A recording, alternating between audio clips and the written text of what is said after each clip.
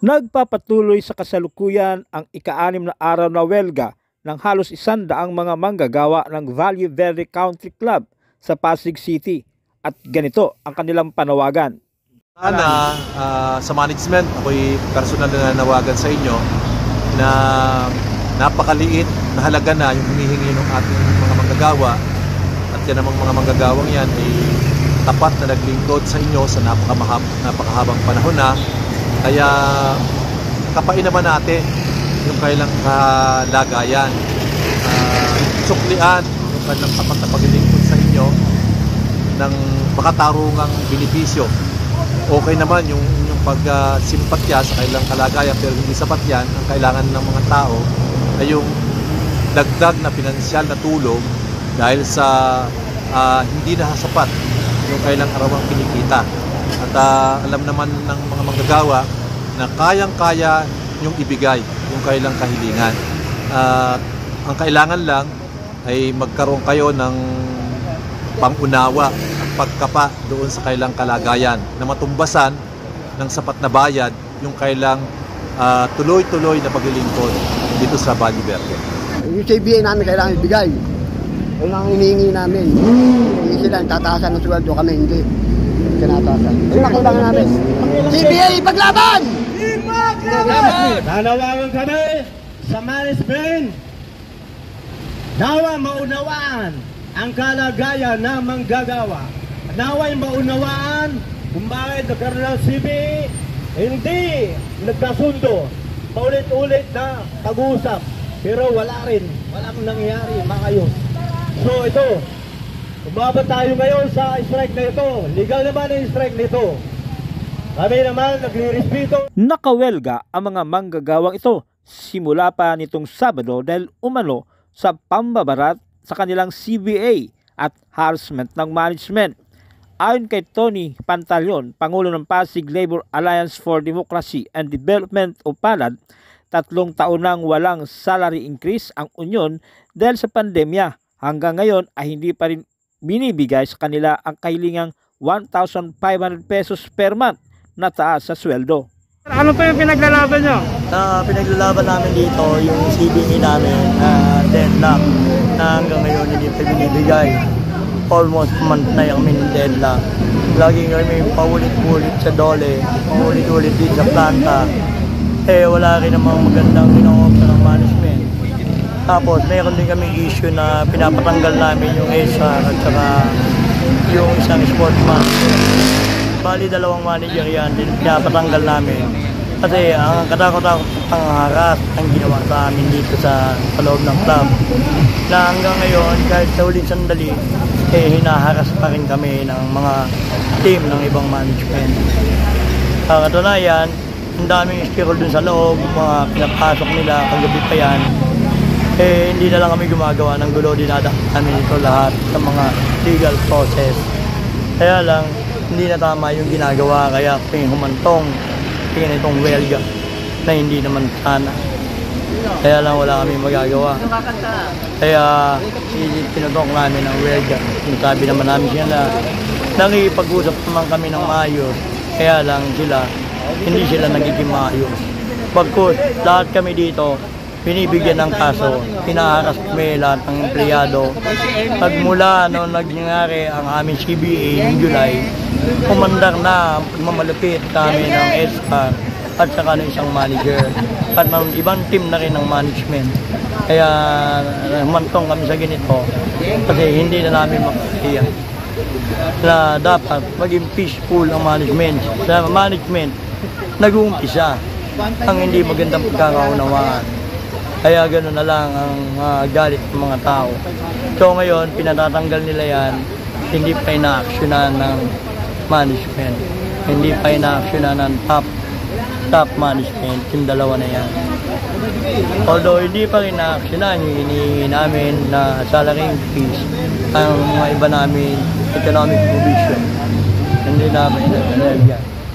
Ang masaklap pa noon, 25 economic provision kami na nauwi na lang sa 3 dahil nag-give and take kami ng Valle Verde Country Club. Kaya lang, hindi sila masyado nagpakompa. Kaya ganyan ang galit ng mga tao sa kanila. Samantala, nagkaroon ng bahagyang tensyon sa pagitan ng leader manggagawa at kapulisan dahil sa kawalan umano ng permit. Dumaan na po kami sa lahat ng proseso niyan. Sabi ni Chef. Okay, naintindihan natin to. Huwag mo na pong tapusin. Kasi binerify na namin sa City Hall kung meron kayong permit. Walang problema sa pagrarally ninyo. Pero bigyan natin ng oras lang. Hindi yung gusto niyo yung masusunod. Kasi binigyan kami ng order dito para bantayan kayo. Pero hanggang may limit naman yung oras nyo. Pag pinagbigyan na kayo ilang minuto, oras na yata. So tapusin nyo yung oras na ibibigay sa inyo. Huwag nyo nang sobrahan. Kasi hindi naman ito para mag-rally kayo dito. Pinagbigyan naman kayo eh. Ito na nga po yung kasi tinawag na kayo. Sa City Hall wala kayong clearance, wala kayong permit. 30 minutes nga lang po yung binibigay sa inyo eh. Ganito po, sa labor dispute po. Hindi, wala po tayong problema sa mga papel. Pero po ang kailangan namin. Hindi po kailangan wala dagdag rule po yun. Pagtanong nyo po, actually, napansin nyo po ba nung kawelga sa pinigilan ni Mayor yung mga pulis na wala namang harang na nangyari. Yung illegal, yung paghaharang. Wala po tayong problema doon kasi hindi naman kayo hinarangan. At hindi rin po Sinasabi lang kami namin, ng harang. nakikiusap lang kami, yung oras ninyo lang. Wala. Sir, kawelga po yan eh, hindi yan Wala pong oras hanggang yan. Anong walang oras? Okay, sige, bigyan namin kayo ng mula ngayon, 30 minutes lang. Tapos, pag hindi kayo umalis within 30 minutes, papalisin namin kayo. Hindi po ganun kasi welcome po tatawag rin, ito. meron naman din kami sa Strike. City Hall. Tawag rin kami para malinaw to. Para hindi tayo magkaroon ng problema. Oo nga po, kaya tatawag rin kasi sinasabi mo, tumawag ang City Hall, walang permit. Kung sabihin nila po sa inyo, na legal ito. Kaya tatawag rin po. Sila magsasabi ng legal? Opo, kasi nangyari na po yun before. Nagka-strike na po sa Zago. Si Mayor mismo yun. Okay, oras lang po ang hinihingi namin. Hindi po time bound to. Hindi po time bound. Wala po. Hindi po kami, hindi namin Okay, sige, mula ngayon, bigyan lang namin kayo ng 30 minutes pa. 30 minutes. After 30 minutes, saka Sir, tayo mag-usap. welga po ito. Strike Sige po po, ng gawin nyo lang. Sige manggagawa. lang. Hindi tayo nagkakaroon. Wala pong Oras time lang. bound yun. Dapat nga po ang welga po ng manggagawa ay 50 meters away ang mga pulis at militar. Wala naman po ginagawa dito. matakot ka sa legal na. Intindihan natin si sir, may order kasi sa kanya, pero intindihan natin sila, di ba? Kaya subukan lang natin ma-resolve doon na hindi mag-escalate. Pero tayo, tinitindigan natin, tama, legal yung natin. Ayan po, yung attorney nila yung mag-gawa. Basta ano yung oras na binibigay namin. Wala pong ganun po, sir. Doon po tayo nagtatanong. Wala pong ganun po. Pagka-express kayo, kung ano yung pangalan ng mga polis. Oo.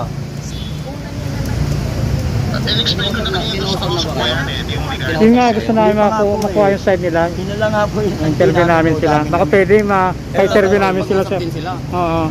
Hindi kayo kinakausap pa. Hindi pa po. Kaya tayo Baka pwede, sir, pinagkakaroon dito. makiusap Meeting kayo. pa raw, sir eh. Yung meeting para sabi ng guard eh. Hello. Kung okay lang sana sa inyo, kami lang muna lang. So alis muna kami. Opo, dahil maiwasan natin yung ombudsman. Yes sir, kasi may charge resolution tayo na 50 meters po na lang tayo. Unless meron po talaga Actual. Pag may actual sa inyo po yun. Yun, papasok kayo. Pag may actual lang sir. Okay. Kami lang muna. Kunin namin sa number nyo just in case para makakontak din kami sa inyo. Makahingi ng tulong kung sakali habang nandito kami. Okay lang? Kasi reklamo na sila. Ma'am, bakit na police? May joint, ang DOJ at saka PNP at DOLE. Oo, kasi ano naman po, hindi naman po kasi public freedom park tong ano nila. So, di ba lagi naman may oras lang naman. Hindi kasi ito ordinary rally. Kinausap lang. Kinausap ko na rin sila. Okay. Importante lang, walang actual Walang harangan, walang violence. harassment. Okay. Pag may actual violence, itatawag namin sila. Definitely. Hindi kami pwedeng pumasok sa actual violence. Nan-kumbaga. Tapos hanggang anong oras po kaya sila? Wala po hanggang masettle sila. Nasa Wala BGC po ko yan. nun, 2 taon ganyan. Sakali mangailangan kami ng tulong, tawagan ko sa inyo sir. Okay sir, sige sir. Sana sir, wala. Wala naman. Sana wala. Wala naman. Sana walang gulo. Hindi, mabait naman yan sir eh. Based sa dami sa ng history. cases namin sa kanila. Hindi naman sila radical na. Pero ilayo ko lang po yung police. Ilayo. Na malapit lang 50 naman. meters Para sir. medyo may distance lang. Yung 50 lang yung required ng batas. Okay. Sige sir, punta muna na management. namin si management. Opo. Sir, ito po may permit, itong rally welcome. May notice of strike po nakabinbin po sa Dole. Sige po, hindi kami allowed mag-speak sa inyo. Pasensya na po. Thank you po. Sir, kumusta po pag-uusap nyo ng management? Wala rin akong sasabihin tungkol doon sa pag-uusap kasi siyempre ibang usapin sa kanila. Sabi nga nung taga Dole may permit naman, so magantay tayo ng usapan nila. Basta dito lang kami sa paligid nakabantay. Nakahanda naman tumulong si Mayor Vico Soto sa mga manggagawang nakawelga ngayon sa harap ng Valle Verde Country Club. Ano po may tutulong nyo doon sa mga nag-iwega, empleyado ng Valle Verde? Oo, nakikipag-ugnayan naman kami sa kanila. Pero syempre may mga correct venue tayo, di ba? So nakapag-file na sila ng kaso, may notice to strike sila. So ang LGU hindi dapat nakikialam sa ganyan. Papasok lang tayo kung magkagulo, may peace and order problem. Yan naman ang stand natin ever since. We can help kung gusto nila ng tulong para mag-mediate. Pwede naman kaming tumulong, pero tulong lang. Hindi kami talagang makikialam kasi nakafile na yung kaso. Paglilinaw ng palad na walang nakafile na kaso sa Korte o sa National Labor Relations Commission, kundi ang nakafile lang ay Notice of Strike sa National Conciliation and Mediation Board o NCMB. Sinisikap ng Leader News Team na makuha ang panig ng management ng Valle Verde Country Club.